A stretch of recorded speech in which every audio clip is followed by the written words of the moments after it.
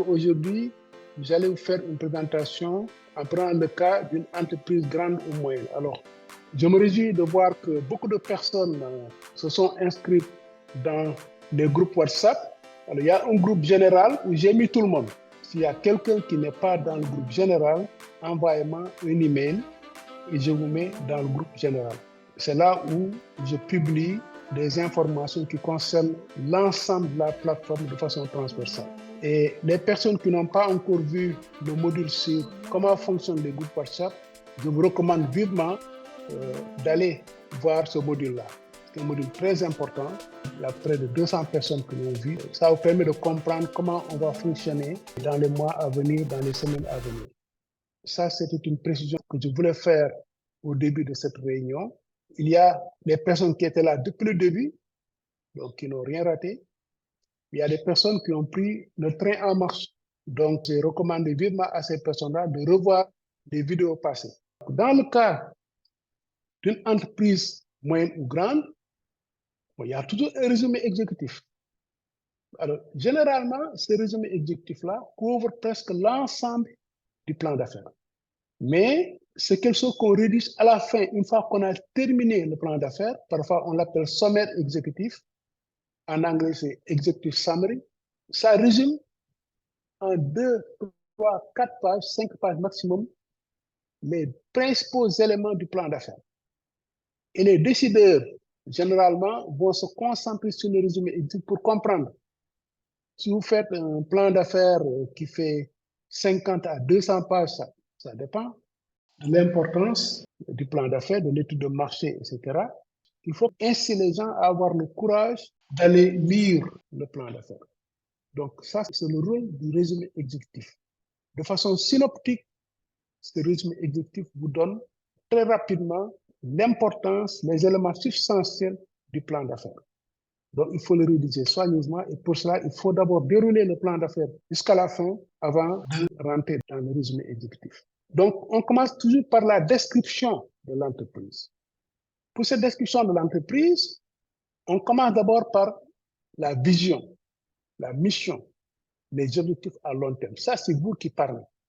Vous donnez une orientation, vous donnez votre façon de voir, de percevoir ce plan d'affaires, vous le donnez à vos interlocuteurs et à vous-même. Je rappelle encore une fois que le plan d'affaires est destiné d'abord à vous-même, c'est un guide pour l'entrepreneur, mais il est également destiné à des banquiers ou des prêteurs si vous allez lever des fonds. Il est également destiné à des partenaires techniques, financiers ou autres qui vont rentrer dans le capital de votre entreprise et qui vont vous accompagner, soit temporairement, soit définitivement. Vous avez deux types de partenaires. Il y a les actionnaires classiques qui vont se mettre à côté de vous et qui vont financer et qui vont acheter des actions, vont avoir des parts de capital, qui vont courir le risque en même temps que vous et qui vont être rémunérés sur les dividendes. Mais il y a d'autres partenaires financiers qui ont de l'argent, qui ont aussi un rôle de développement à jouer et qui vont dire que je prends une part du capital, je rentre dans le conseil d'administration et je vous accompagne pendant 3 à 5 ans. Une fois que l'entreprise a bien marché, je vous revends mes actions. Alors, le rôle de ce partenaire, ce n'est pas d'être propriétaire de l'entreprise, c'est véritablement de vous pousser. Et souvent, ce genre de partenaires se trouvent dans le secteur public. Si vous regardez dans vos pays respectifs, il y a certainement des institutions de financement, notamment des banques gouvernementales, ou bien des institutions mises en place par le gouvernement, appuyées par des partenaires techniques et financiers qu'on appelle communément des bailleurs de fonds. Et ces institutions-là, leur rôle, c'est justement d'aider au décollage des PME depuis l'idée de création. Nous savons que quand vous avez une idée de projet, vous voulez créer, dans un premier temps, vous allez mobiliser beaucoup de ressources. Il faut trouver un local, il faut construire, il faut installer les machines, il faut acheter les matières premières. Tout ça, vous le faites pour pouvoir démarrer. Et souvent, c'est très lourd. Et tous ces financements-là, ce ne sont pas des financements à court terme. Quand vous achetez des machines, vous n'allez pas récupérer l'argent maintenant. Quand vous fabriquez un bâtiment, vous n'allez pas récupérer l'argent maintenant. Ce sont des financements à moyen et long terme. Donc, ça peut vous essouffler alors que vous n'avez pas encore démarré. Donc, il y a des institutions qui vont venir vous épauler dans cette phase-là en mettant à vos dispositions des fonds qu'on appelle des fonds de capital risque. Il y a plusieurs appellations. On verra d'ailleurs la diversité des fonds, les business angels, etc. Tout ça, ça rentre un peu dans cette catégorie. Donc, vous, dans un premier temps, vous donnez votre vision, votre mission et vos objectifs à long terme. Et vous précisez la nature et la philosophie de votre entreprise. Quelle est la culture d'entreprise et l'image de marque que vous voulez imprimer dans cette entreprise? Quelle est l'identité sociale et communautaire? Parce que là aussi, les amis, il faut faire attention. Une entreprise s'installe dans un milieu. Et dans ce milieu-là, c'est un milieu social et communautaire. Comment vous allez être perçu par cette communauté? Est-ce que vous êtes intégré dans cette communauté? Est-ce que la communauté voit un intérêt à avoir l'entreprise présente dans sa zone? Il n'y avait rien avant. Par exemple, si vous recrutez des enfants de la communauté, mais cette communauté-là va vous défendre, ils vont avoir un intérêt. Mais quand vous importez la main-d'œuvre, vous importez tout, vous n'achetez rien sur place, mais la communauté risque de vous regarder avec une certaine agressivité parce qu'elle ne va trouver aucun intérêt à votre présence. Au contraire, vous allez même les déranger par la position, etc. Donc, l'identité sociale et communautaire, c'est important. Les objectifs à long terme, de quoi s'agit-il? Par exemple, ça peut être améliorer la production, ou bien vous allez vous diversifier, ou bien vous allez vendre l'entreprise. Il y a des entrepreneurs dont le business model, c'est de créer une entreprise, de valoriser l'entreprise et puis de la vendre d'ici 5 à 10 ans. Ça arrive très souvent. Là aussi, c'est un business model. Votre rôle, ce n'est pas de gérer une entreprise pendant 10 ans, 20 ans, 30 ans, 40 ans, mais de monter un business qui marche et vous revendez. C'est comme dans le domaine de l'immobilier. Vous pouvez certainement construire un immeuble et le louer. Chaque mois, vous allez récupérer un loyer avec tout ce que ça comporte comme tracasserie, comme risque, comme lourdeur, etc.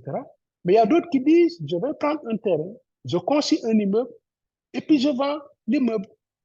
Soit je vends entièrement l'immeuble, ou bien je vends l'immeuble sous forme d'appartement ou bien de bureau. Ça aussi, c'est un autre business model. C'est différent de celui qui veut avoir une situation de rente à travers le loyer. Donc là, il faut le préciser dès le départ et on saura quel genre d'affaires vous avez. Ensuite, vous devez définir le type d'activité. Est-ce que c'est une industrie? Est-ce que c'est une entreprise de prestation de services? Est-ce que c'est une entreprise commerciale, donc de distribution? Ou bien c'est une entreprise agricole? C'est à vous de voir dans le domaine de l'agriculture, si vous évoluez dans le domaine de l'élevage, ou bien des cultures vivrières ou maraîchères, ou bien dans le secteur de la pêche, c'est à vous de voir. Vous donnez le nom de votre entreprise, bien entendu, et vous indiquez où se situe votre entreprise. Il faut indiquer où se situe le siège social avec tous les contacts. Et si c'est une unité de production, où se situe l'unité de production? Comme on a eu à le dire la semaine passée, en ce qui concerne le choix de la localisation, si c'est une unité de production, vous pouvez avoir la direction de siège social dans le capital, parce que c'est là-bas où sont concentrés les différents acteurs qui ont le pouvoir économique du pays, les centres de décision publics et privés, mais vous pouvez aussi avoir une unité de production à l'intérieur du pays, à côté des matières premières, dans les régions. Alors, il faudra le préciser. Votre entreprise sera-t-elle une entreprise personnelle, une société en nom collectif, une société anonyme? Là aussi, on l'a abordé la semaine passée. On ne va pas revenir là-dessus, sur les formes juridiques. Votre entreprise existe-t-elle déjà ou sera-t-elle bientôt constituée? Ça aussi, c'est important. Si c'est une entreprise nouvelle, il faudra le préciser. Mais si l'entreprise existe déjà et que vous élaborez un business plan pour plusieurs raisons, par exemple pour augmenter la capacité de production ou bien pour vous installer dans une autre région en créant une filiale, une succursale, etc., il faudra le préciser. Votre entreprise se trouve dans quelle phase de son existence? Alors, c'est un aspect important. Il faut qu'on sache si votre entreprise est au stade de l'idée, vous êtes en train d'élaborer un business plan pour lever des fonds, ou bien si vous avez déjà démarré, à quel niveau, à quel stade vous êtes dans cette phase de démarrage. Ou bien vous avez déjà démarré et vous êtes en train de développer l'entreprise. Ce n'est pas la même chose. Les besoins financiers ne sont pas les mêmes, les défis ne sont pas les mêmes, etc.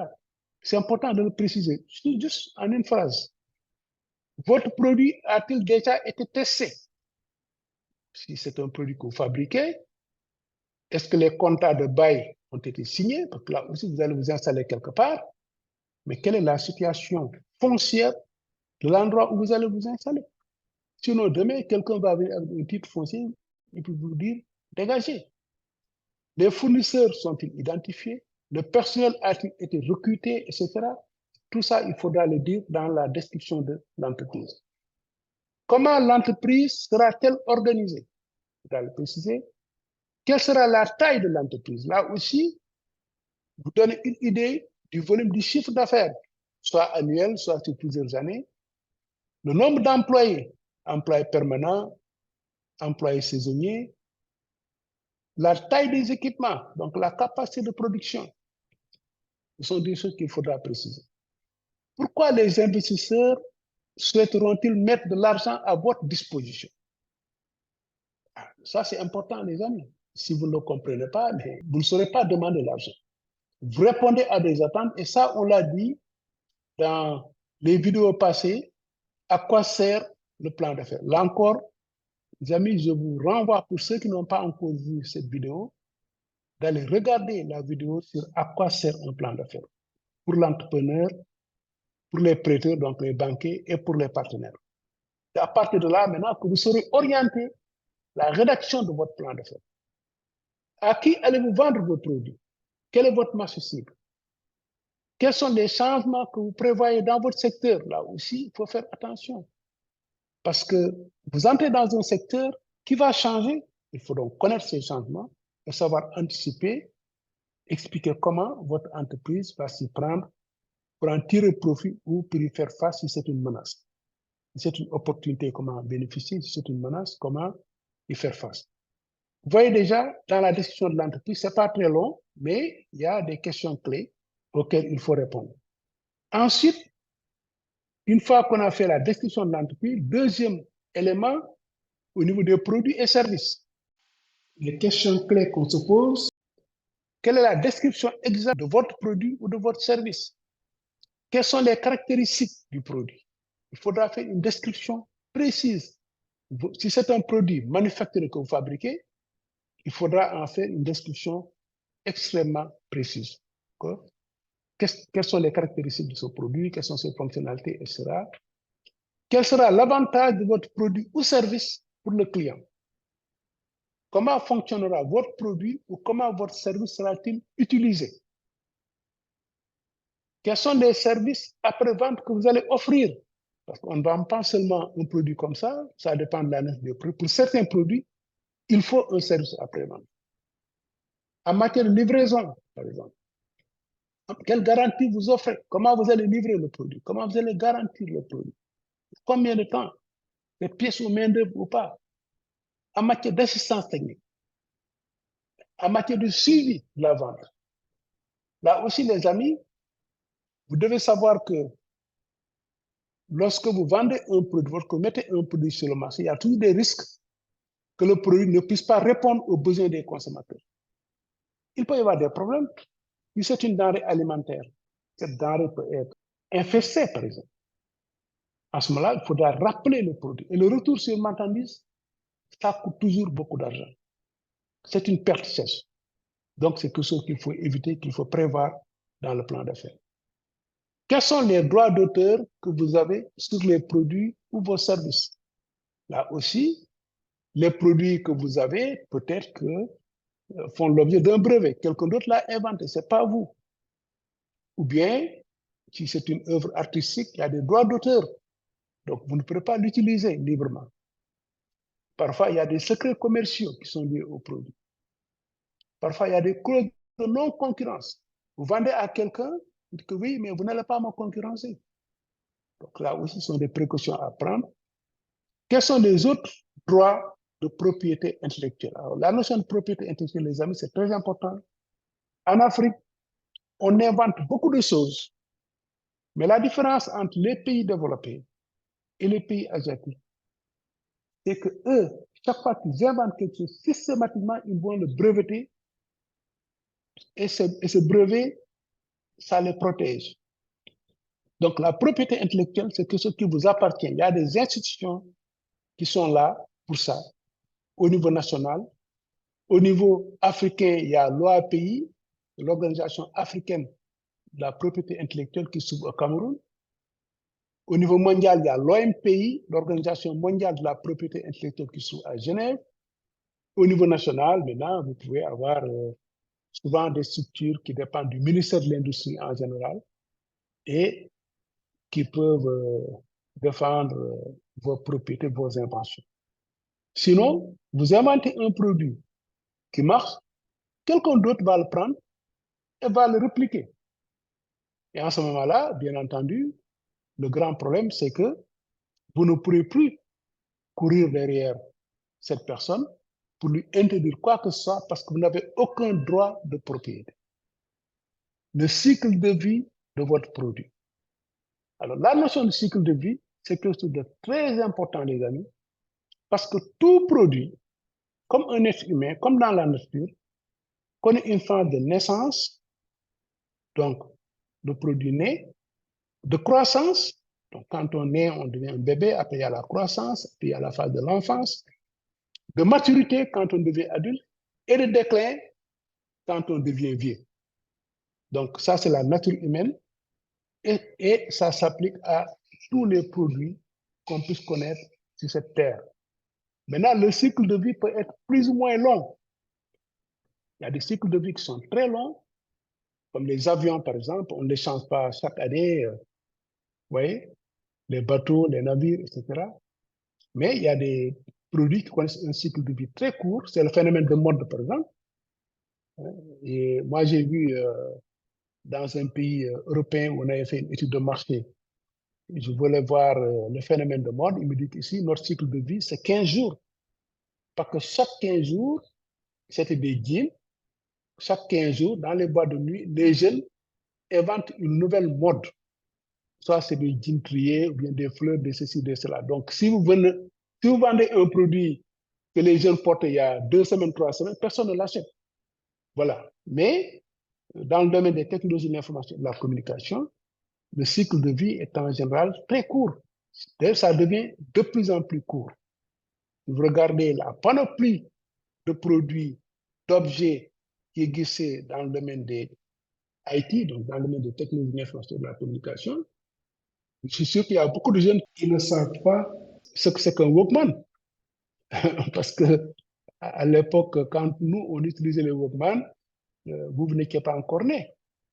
Mais ce sont des produits qui sont morts. Même au niveau de la musique, on écoutait la musique avec des disques vinyles en plastique qu'on posait sur des téléphones pour écouter la musique. Ce n'est plus le cas maintenant.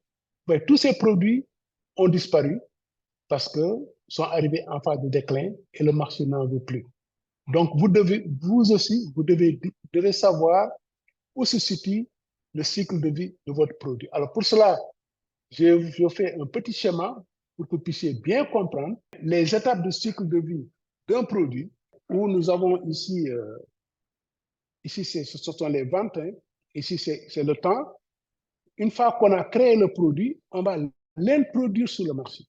Alors, ça prend un peu de temps d'introduire le marché. Vous voyez, ça prend tout ce temps-là parce que l'introduction peut être lente parce que c'est un nouveau produit que les gens ne connaissent pas. Il faut leur laisser le temps de découvrir ce produit-là. Ensuite, une fois qu'on l'a introduit, il y a une phase de croissance. Je vais revenir sur chacune de ces phases-là, les amis. C'est extrêmement important par rapport à votre business plan. De savoir à quel niveau se situe le produit ou le service que vous êtes en train d'offrir par rapport au cycle de vie de ce produit. Donc, il y a une phase de croissance où les ventes augmentent rapidement. Vous voyez, en très peu de temps, les ventes vont quitter ce niveau-là pour arriver à ce niveau. Ensuite, il y a une phase de maturité qui est généralement un peu plus longue, ça dépend des produits, où les ventes vont stagner. Je l'ai mis comme ça, mais ça peut être même plus long, la phase de maturité venir jusque-là, avant de connaître son déclin. Ensuite, il y a une phase de déclin où, cette fois-ci, les ventes vont commencer à baisser. D'accord? jusqu'à ce que le produit disparaisse. D'ailleurs, dans la pratique en matière d'affaires, lorsqu'un produit arrive en fin de série, quand c'est en déclin, dans un marché donné A, donc le produit ne se vend plus, on essaie de faire des liquidations.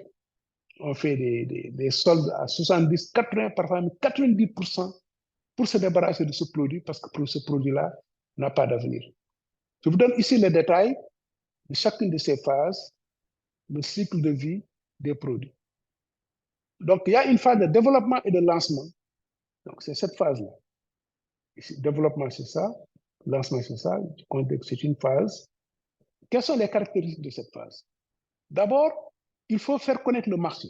Faire connaître le marché, ça veut dire que ce qu'on appelle l'évangélisation du marché. Vous voyez, c'est comme dans les églises et tout ça, on essaie d'évangéliser les gens, et pas seulement dans les églises, hein, mais dans les religions d'une manière générale, on essaie d'évangéliser les gens pour qu'ils puissent adopter la religion. C'est la même chose que font les entreprises. Si vous regardez une entreprise comme Apple, Apple fait beaucoup d'évangélisation.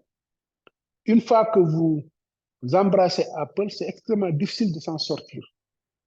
C'est pourquoi la clientèle de Apple, c'est une clientèle particulière. Donc, en général, les clients d'Apple, ils ont un smartphone, le téléphone, c'est Apple. Et puis, le laptop, c'est un MacBook Pro, MacBook Air, etc., etc. Bon, vraiment, il y a toute une panoplie de produits. La montre même, hein, Apple Watch, etc. Généralement, tout ça, c'est tellement intégré que quand vous avez l'un, vous voulez avoir l'autre. Une fois que vous les avez, c'est tellement intégré que c'est difficile de s'en séparer pour prendre une autre marque. Alors, dans cette phase-là, l'entreprise fait face à un risque maximal parce que beaucoup d'entreprises, beaucoup de produits périclitent. Tous les produits qu'on lance ne réussissent pas. Le risque est maximal et les coûts sont très élevés parce qu'ici, dans cette phase, c'est là où vous réalisez tous les investissements pour pouvoir fabriquer le produit.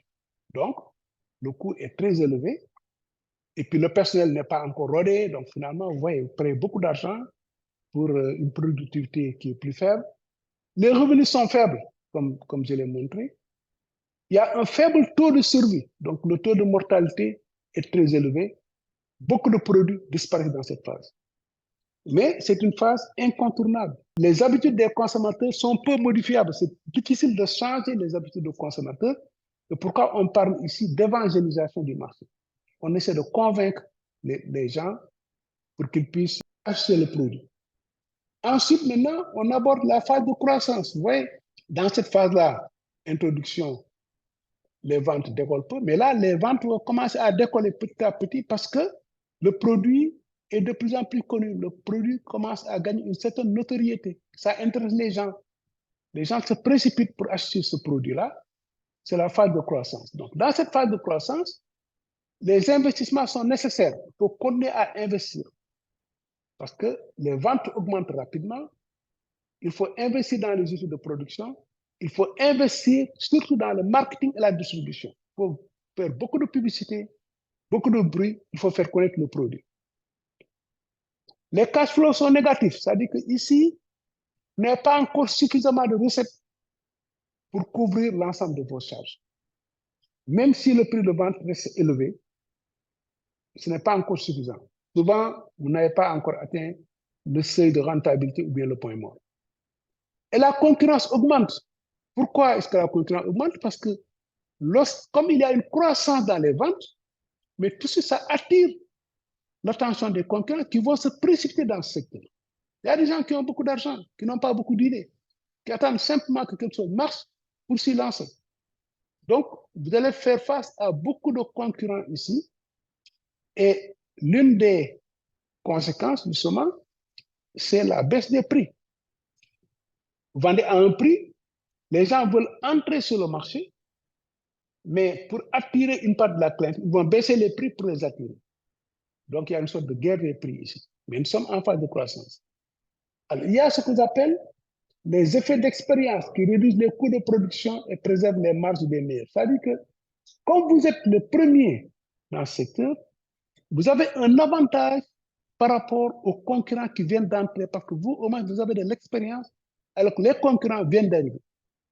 Donc, avec votre expérience, vous arrivez quand même à baisser les coûts de production. Par exemple, vous avez un personnel qui est déjà bien rodé, alors que l'autre est en train de recruter un personnel nouveau, neuf.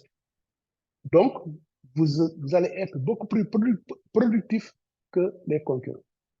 Ensuite, il y a la phase de maturité qui est là. Dans cette phase de maturité, donc, les ventes ne vont plus augmenter, vont même stagner. Et ce qui caractérise cette phase de maturité, c'est que la courbe des ventes commence à s'infléchir ou à stagner. La concurrence s'intensifie et devient acharnée. Les coûts de production continuent de baisser. Les prix connaissent une forte pression et le marché se segmente. Parce que là, comme il y a une forte concurrence, vous allez voir que les concurrents vont se positionner les uns par rapport aux autres. Donc, on arrive à faire une segmentation très fine du marché. On essaie même de dégager des niches. Certains concurrents vont cibler plus les entreprises que tel type d'entreprise que tel autre entreprise, ou bien tel type de clientèle que tel autre type de clientèle, etc. Chaque concurrent cherche à adopter un positionnement original. Et à ce niveau-là, il y a deux stratégies. Il y a une stratégie de différenciation. Vous pouvez vous dire, je vais me différencier des concurrents, ce qui me permettra de revigorer la courbe de vie par des innovations secondaires. Ce que je veux dire par là, c'est que quand vous êtes là, il est possible de relancer le cycle de vie, d'allonger cette partie. Si vous introduisez quelques innovations, vous pouvez même vous retrouver dans une phase de croissance, une autre phase de croissance. Donc, c'est pourquoi il faut toujours, il ne faut jamais dormir sous ce laurier. Il faut toujours innover, innover, innover. Alors, ça, c'est une première stratégie de différenciation qui vous permet de vous différencier par rapport aux autres concurrents. Mais vous pouvez aussi adopter une stratégie de concentration. C'est-à-dire qu'ici, on sait que le nombre d'offreurs va inexorablement diminuer. Parce que quand il y a une forte concurrence, les petits vont disparaître. Les entreprises qui ne peuvent pas soutenir cette concurrence parce que les prix ont baissé, et vous venez d'investir alors que les autres ont déjà amorti leurs investissements depuis de nombreuses années. Donc, ils ont un avantage sur vous. Donc, vous risquez de disparaître. Vous ne pourrez pas suivre la baisse des prix, surtout quand il y a une guerre des prix. Donc, l'activité va se concentrer. Il y aura de moins en moins de concurrents. Voilà, c'est un peu l'une des caractéristiques de cette phase de maturité. Et comme on va le voir ici, le phénomène va s'accélérer. Dans la phase de déclin maintenant, où les ventes sont en train de baisser, regardez, ça c'est le secteur. Hein. Le marché ne suit plus, ne veut plus du produit, en tout cas pas autant que par le passé.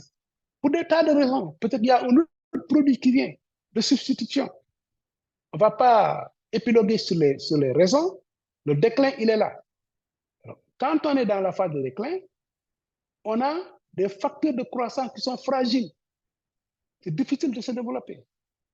On connaît un recul des ventes du secteur, donc ça va se répercuter sur les entreprises du secteur. La baisse des prix se constate parce que chacun essaie de vendre, chacun essaie de baisser ses prix pour attirer la clientèle. Il y aura une plus grande concentration. On voit même parfois les grands, soit ils vont écraser les petits, ou bien ils vont racheter les petits. Donc, on aura de moins en moins d'acteurs. Le nombre d'acteurs va baisser dans le secteur. Ici, des innovations majeures s'imposent. Ces innovations sont porteuses d'une courbe de cycle de vie concurrente. Donc ici, ce qui se passe généralement, au lieu que le produit meure, on va apporter des innovations sur le produit pour relancer le cycle de vie, relancer la consommation, relancer le marché. C'est de ça dont on parle ici. Alors, il y aura de moins en moins d'offreurs et beaucoup d'entreprises vont abandonner, mais les entreprises qui restent vont gérer le déclin. Toujours en déclin, leurs coûts sont devenus plus faibles, la concurrence est de plus en plus faible parce que les petits disparaissent au fur et à mesure. Et il va rester quelques entreprises qui vont continuer à générer des profits. Donc, même en phase de déclin, il y a encore quelques entreprises qui peuvent tirer leur épingle du jeu. Voilà un peu, quand je l'ai mis en zone, cet aspect cycle de vie du produit, c'est important. Il faut que vous arriviez à situer à quelle phase se situe votre produit par rapport à votre marché. Alors, maintenant, il y a les produits et les services, il faut les fabriquer. Il faut donc expliquer comment le produit ou le service sera fabriqué ou fourni. Si c'est un produit, quelles sont les matières premières, produits semi-finis ou composants qui sont utilisés? Quelles sont les sources d'approvisionnement? Est-ce que vous avez plusieurs sources ou pas? Il faut faire attention. Si vous avez une matière première qui représente 70 à 80% de vos intrants, de vos matières premières, mais il faut vérifier pour savoir est-ce que les sources d'approvisionnement sont fiables, combien de sources vous avez, est-ce que vous dépendez d'un fournisseur ou bien de plusieurs fournisseurs. Comment vous allez sécuriser l'approvisionnement de cette matière première par rapport à votre entreprise, parce qu'en cas de rupture de stock, mais la production va s'arrêter. Alors, quels sont les facteurs déterminants dans la fabrication du produit? Là aussi, quand vous regardez votre processus de fabrication, peut-être que c'est la qualité d'une matière première, peut-être que c'est un intrant spécifique. Sans cet intrant-là, le produit ne pourra pas être fabriqué. Peut-être que c'est un intrant importé. Alors là, le risque devient encore plus grand. Vous voyez, il faut donc analyser les différents éléments qui composent votre produit et voir quels sont les facteurs déterminants dans la fabrication du produit. Parfois, c'est la qualité de la main-d'œuvre. Ce sont des produits qu'on fait avec beaucoup de soins et l'expertise de la main-d'œuvre va influer sur le résultat du produit. Donc, c'est à vous de poser la question.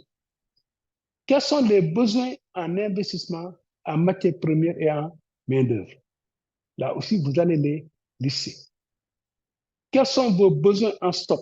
Là aussi, en matière de gestion de stock, pour des raisons de sécurité, il faut avoir un stock minimal pour ne pas être en refus de stock.